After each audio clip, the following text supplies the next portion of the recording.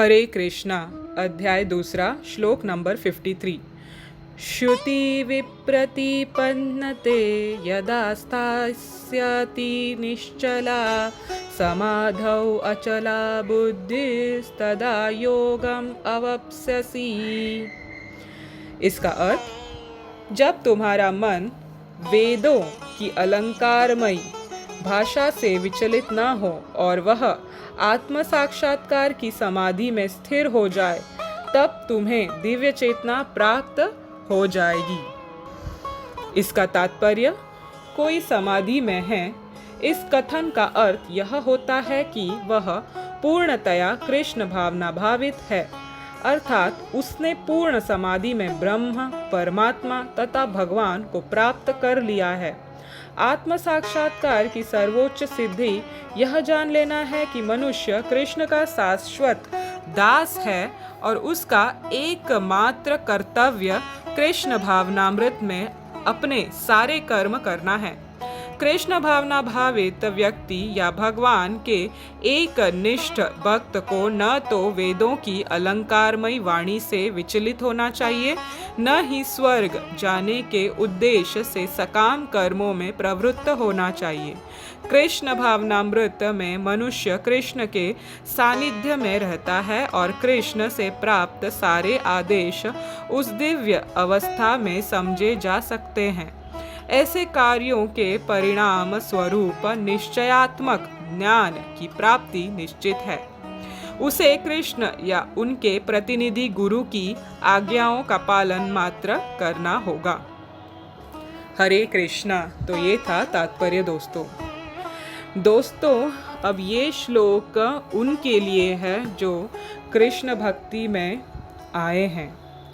उनके लिए स्पेशली यहाँ पे भगवान ये कह रहे हैं कि वेदों के अलंकारमयी भाषा से विचलित न हो, सिर्फ आत्म साक्षात्कार की समाधि में स्थिर रहे, तब ही उन्हें दिव्य चेतना प्राप्त होगी। वो जो दिव्य ज्ञान है वो प्राप्त होगी। अभी कई बार देखा है, लोग कृष्ण भक्ति में आके भी, कृष्ण कॉन्शियसनेस में आके भी पूर्ण तरह से संसार को छोड़ते नहीं है। संसार को छोड़ते नहीं है का मतलब आप डरिए मत, मतलब वो प्रवृत्ति छोड़ते नहीं है, भोग की प्रवृत्ति छोड़ते नहीं है। वो अनेक देवी देवता का पूजा करते ही हैं, क्योंकि वो फुल्ली कृष्णा को सरेंडर्ड नहीं है।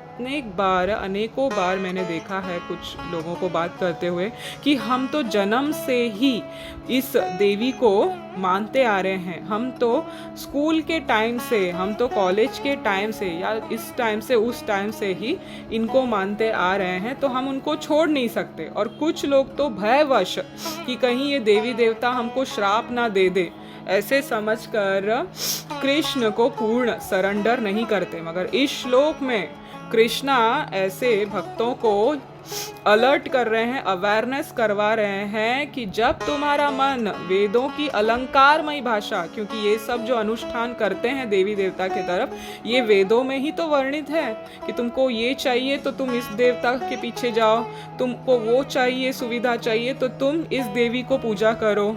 ऐसे अनेक उपाय हैं, करोड़ों अरबों उपाय हैं जो वेदों में बताया गया है। इन सबको हम करते जाएंगे तो इसी में फंस के रह जाएंगे। जो मूल उद्देश्य है कृष्ण प्राप्ति, कृष्ण प्रेम प्राप्ति, उसके लिए बहुत जन्म लग जाएगा। बहुत जन्म के बाद पता नहीं कब समझ में आने की भी संभावना है कि नहीं, वो भी पता नहीं।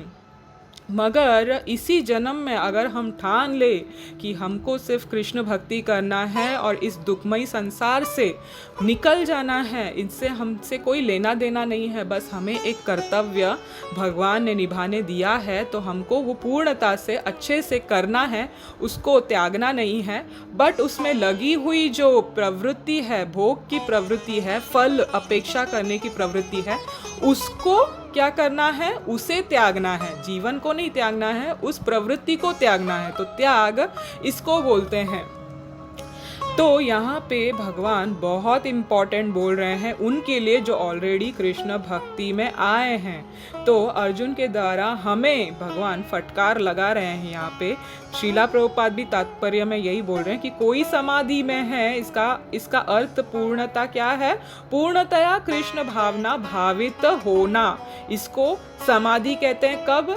जब वो व्यक्ति ब्रह्म, परमात्मा और भगवान को प्राप्त कर लेता है। ये पूरा तीनों स्टेज पूरा चीर के वो आगे भगवान को पूरे तीनों स्टेज में पा लेता है।